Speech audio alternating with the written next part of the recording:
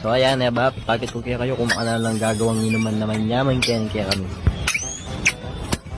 Bayo ka makagawang ka manyaman na inuman kaya kami nebab, kailangan mo pango kasi yan. Ang pong mekanismo na gawa king solid na bakal nebab, ayan o. First step, ingad ang boting patis tugtog mo keng tibat ang luna ng pintura nebab. Ang kaya gumamit kang yung budo na pipagchensulan mo.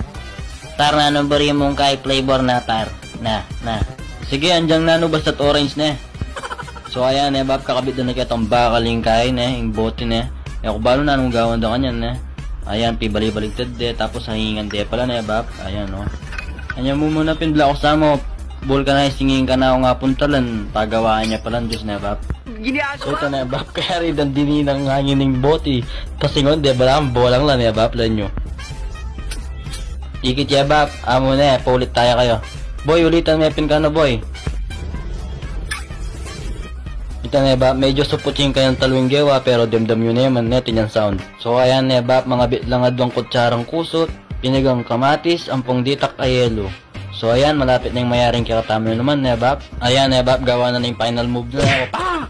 O tsaka na napusit kanyan kinitang kay pressurized juice na nebab. Ayan o. Well served, kanyama na nebab, mamangiya pa mong gamot yung kakatamang taga-timplo. O paro, ay inuman mo na nebab.